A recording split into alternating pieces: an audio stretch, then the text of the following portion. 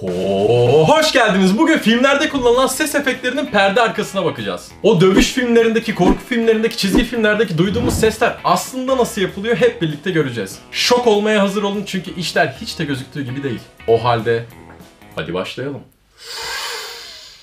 Özellikle Star Wars'taki o lazer silahlar, o piu piu çıkan sesler nasıl yapılıyor dersiniz? Bir adet metal yay ve bir tane karton bardakla. Metal yayı bıraktık. Araya bir yere istediğiniz yere karton bardağı sokuyorsunuz. Şimdi tek yapmanız gereken hafifçe sallamak. Böyle salladıkça lazer sesleri çıkıyor. Çizgi filmlerde karakterler böyle yalpaladığında, başı döndüğünde kafasında kuşlar uçuşur biliyorsunuz. Orada çıkan bir ses var hepimizin aşina olduğu. O sesi bir adet balon ve şöyle minicik bir boncukla yapıyorlar. Boncuğu alıp balonun içine koyuyorsunuz. Balonu şişiriyoruz. Tuttuk, döndürdük. Hava kaçırmasın diye.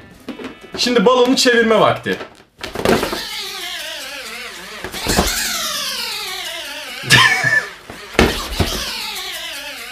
Özellikle araba ile ilgili filmleri sevenlere şu iki arkadaşımızı tanıtmak istiyorum. Kutu içecek ve sıcak su torbası. Kutu içecekle araba sesi yapıyorlar, sıcak su torbasıyla da fren sesi. Nasıl mı? Kutu içeceğimizi aldık, tam ortadan değil ortanın biraz üstünden bastırıyorsunuz.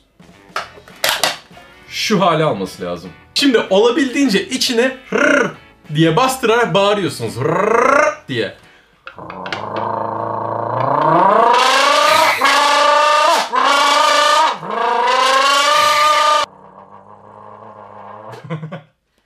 İzlediğimiz aksiyon filmlerindeki silah sesleri bir adet kağıt ve bir tane kalemle yapılıyor.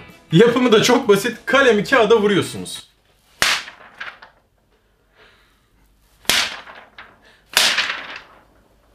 Dövüş filmlerinin olmazsa olmazı. Kemik kırma, boyun kırma, öyle bel kırma, çıtırdatma gibi her şeyin sorumlusu pırasa. Bakın mesela boynu kırıyorum. Bak. Geldik hepimizin canını dondurma çektiren o efsanevi Magnum reklamındaki o kıtır sese. Bu bir salatalık mucizesi aslında. Geliyor. Aynı. Aynısı. Ya. Bildiğimiz hıyar. Kandırıldık. Bakın görünce ben de inanamadım ama yağmur sesini sucuk pişirerek elde edeceğiz.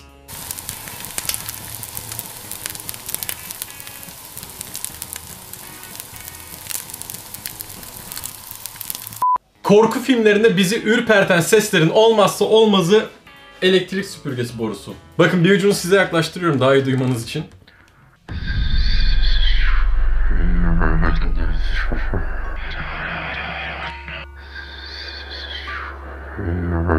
Karda yürüme efekti için bir tane paketin içerisine mısır nişastası koyuyorsunuz ve senkron bir şekilde sanki yürürmüş gibi ellerinizle sıkıyorsunuz. Aynı işlevi görüyor, aynı sesi çıkartıyor.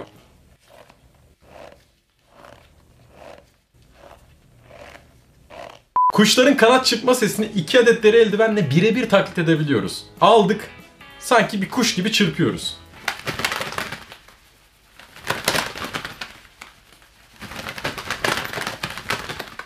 Atların ayak seslerini gidip kaydetmek yerine çok daha pratik bir yöntem bulmuşlar. Hindistan cevizi kabukları.